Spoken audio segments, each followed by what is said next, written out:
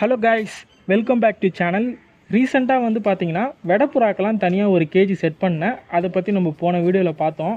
அந்த வீடியோவை நீங்கள் இன்னும் பார்க்கலன்னா மேலே ஐ பட்டனில் தரேன், செக் பண்ணி பாருங்கள். நம்மக்கிட்ட இருக்கிற எல்லா புறாக்கும் கூண்டுலாம் கரெக்டாக செட் ஆகிடுச்சின்னு நான் சந்தோஷப்பட்டேன். அதுக்குள்ளே ஒரு சம்பவம் நடந்து போச்சு. நம்மளுக்கு கரெக்டாக அமையும் போது தான் இந்த மாதிரி ஏதாவது ஒன்று நடக்கும். அப்படி என்ன தான் ஆச்சுன்னு கேட்டிங்கன்னா அதை பற்றி நான் லாஸ்ட்டாக சொல்கிறேன். லாஸ்ட்டாக போட்ட புறா அப்டேட் வீடியோவில் வந்து பார்த்தீங்கன்னா இவங்க முட்டையில் இருந்தாங்க. இப்போ வழக்கம் போல் வந்து பார்த்திங்கன்னா இவங்களோட முட்டை பொரிஞ்சு சிக்கு வெளியே வந்துருச்சு. ஒரு முட்டை தான் பொரிஞ்சிருக்கு, இன்னொரு முட்டை நாளைக்கு இல்லை நாளன்னைக்கு பொரிஞ்சிடும்.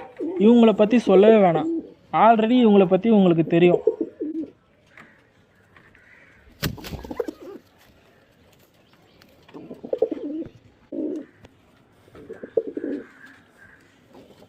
வழக்கம் போல் வந்து பார்த்திங்கன்னா இவங்க இன்னும் முட்டை வைக்கல.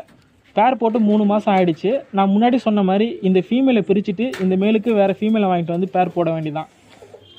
இவங்க வந்து பார்த்திங்கன்னா இப்போ முட்டையில் தான் இருக்காங்க. போன கிளச்சில் வந்த 2 சிக்கும் நான் இன்னும் தனியாக பிரிக்கலை. இந்த 2 சிக்கும் இப்போ உணவு எடுக்குது. பேரண்ட்டும் ஃபீட் பண்ணுறாங்க, ஆனால் இன்னும் பறக்க ஆரம்பிக்கலை. இன்னும் கொஞ்ச நாள் சென்று இந்த 2 சிக்கையும் தனியாக பிரித்து வெடப்புறா இருக்கிற இந்த கூண்டில் விட்டுருவேன். பறக்க ஆரம்பிக்க இன்னும் கொஞ்ச நாள் ஆகும். இப்போயே நான் இந்த 2 சிக்கையும் பிரித்து வெடப்புறா இருக்கிற கூண்டில் விட்டோன்னா எல்லா புறாவும் சேர்ந்து இதை கொத்த ஆரம்பிச்சிருவாங்க. அதனால தான் தனியாக பிரிக்காமல் பேரண்ட்டு கூடயே ஒன்றா விட்டு வச்சுருக்கேன்.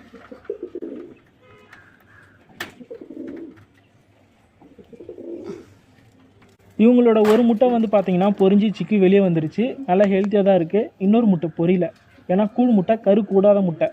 ஒரு முட்டை பொரிஞ்சதே பெரிய விஷயம். ஏன்னா இவங்க நம்மக்கிட்ட பொரிஞ்சு வளர்ந்து 4 மாதத்துலேயே பேராகி முட்டை வச்சாங்க. சில புறாலாம் வந்து பார்த்திங்கன்னா 6 மாதத்தில் பேரானாலும் தோல் முட்டையிடும். நல்ல முட்டையிட்டாலும் அதில் கரு கூடுற தன்மை இருக்காது. அப்படியே அந்த முட்டை பொரிஞ்சு சிக்கு வந்தாலும் அந்த சிக்கு ஃபால்ட்டாக வரும். சில டைமில் ஹெல்த்தியான சிக்கும் வரும். அப்படி இப்படின்னு சில ப்ராப்ளம் இருக்கும். அதை பற்றி நான் லாஸ்ட்டாக போட்ட ஒரு வீடியோவில் கூட சொல்லியிருந்தேன். ஃபஸ்ட்டு கிளச்சு செகண்ட் கிளச்சு மட்டும்தான் அந்த மாதிரி இருக்கும், அதுக்கப்புறம் கரெக்டாகிடும். ஆனால் இவங்க வந்து பார்த்திங்கன்னா 4 மாதத்தில் பேராகி முட்டை வச்சாங்க. ஒரு முட்டை பொரிஞ்சு சிக்கு வெளியே வந்துருச்சு. சிக்கு நல்லா ஹெல்த்தியாகவும் இருக்குது. இன்னொரு முட்டை வந்து பார்த்திங்கன்னா கரு கூடாத முட்டை. சொல்லப்போனால் இது ஃபஸ்ட்டு கிளச்சு வேறு, அதான் எனக்கே ஆச்சரியமாக இருக்குது. 2வது கிளச்சில் 2 முட்டையும் பொரியும்னு நினைக்கிறேன். வெயிட் பண்ணி பார்ப்போம். வீடியோ ஃபஸ்ட்டில் சம்பவம் ஒன்று நடந்து போச்சுன்னு சொன்னேன்ல, அது என்னன்னு பார்த்தீங்கன்னா இப்போ நம்மக்கிட்ட கர்ண ஃபீமேல் புறா மட்டும்தான் இருக்குது. கர்ண மேல் புறா இல்லை. மேல் புறா மிஸ் ஆகிடுச்சு. மேல் புறா எப்படி மிஸ் ஆச்சுன்னு கேட்டிங்கன்னா, நம்மக்கிட்ட இருக்கிற எந்த புறாவும் வேறு எங்கேயும் போகாது, எங்கேயும் உட்காராது. மேலே உட்காரோம், கீழே உட்காரோம். ரவுண்ட்ஸ் போகிற புறான்னு பார்த்தீங்கன்னா அந்த சாக்லேட்டும் ஒயிட்டும் இப்போ முட்டையில் இருக்காங்கல்ல, அந்த பேர் தான். புறாவை திறந்து விட்டோன்னா அவங்க 2 பேர் மட்டும்தான் ரவுண்ட்ஸ் போயிட்டு எங்கேயும் உட்காராமல் கரெக்டாக நம்ம வீட்டு மேலே உட்காருவாங்க. சப்ஜா இருக்குல்ல, மேலே இருக்குது பாருங்கள், அவர் வந்து பார்த்திங்கன்னா எப்பயாவது தான் ஒரு ரவுண்டு போவார், வேறு எங்கேயும் போக மாட்டார். ஃபீமேலை விட்டு பிரியவும் மாட்டார். ஏன்னா ஃபீமேல் வந்து அந்த அளவுக்கு பறக்காது, லைட்டாக பறந்து கீழே இறங்கிடும். அப்புறம் மேலே வந்து முட்டை வைக்காமல் ஒரு பேர் இருக்குது பாருங்கள், பிளாக் அண்ட் ஒயிட்டு. அது வந்து பார்த்திங்கன்னா ஊர் சுற்றி. இப்போ அது பேர் இருக்கிறனால தான் எங்கேயும் போகாமல் இருக்குது. பேர் இல்லைன்னா எங்கேயாவது போயிடும். காலையில் போயிட்டு ஈவினிங் கரெக்டாக 6 மணிக்கெலாம் கூண்டுக்கு வந்துடும். பேர் இருக்கிறனால எங்கேயும் போகாமல் இருக்கார். அவர் எங்கே பார்த்தாலும் உட்காருவார் அவர், ஆனால் கரெக்டாக கூண்டுக்கு வந்துடுவார். வேறு எந்த புறமும் எங்கேயும் போகாது. நான் ஏற்கனவே இதை பற்றி 2-3 வீடியோவில் சொல்லியிருக்கேன். கர்ண பேரை பற்றி கூட நான் சொல்லியிருக்கேன். நல்லா பழகிட்டாங்க. அவங்களும் மேலே உட்காருவாங்க, கீழே உட்காருவாங்க. ரிசல்ட்டு கூட நான் இன்னும் பார்க்கல. சரி, இப்போ சிக்கில் இருக்காங்க, அதுக்கப்புறமா காய்ச்சல் போட்டு பறக்க விட்டு ரிசல்ட்டு பார்ப்போம் அப்படின்னு வெயிட் பண்ணிட்டு இருந்தேன். கடைசியில் இப்படி ஆகிடுச்சு.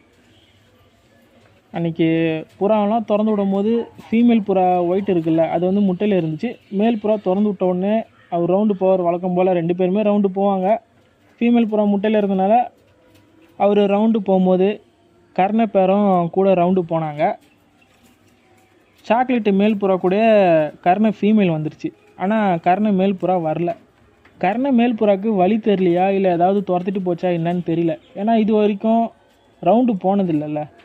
அதாவது மேலே ரவுண்ட்ஸ் போனாங்கன்னா கரெக்டாக இடம் தெரியும். மேலே உட்காருவாங்க, கீழே உட்காருவாங்க. ஆனால் மேலுக்கும் சரி ஃபீமேலுக்கும் சரி ரெக்கை ஃபுல்லாக க்ரோத் ஆகிடுச்சு. நல்ல சூப்பர் மேல் புறா.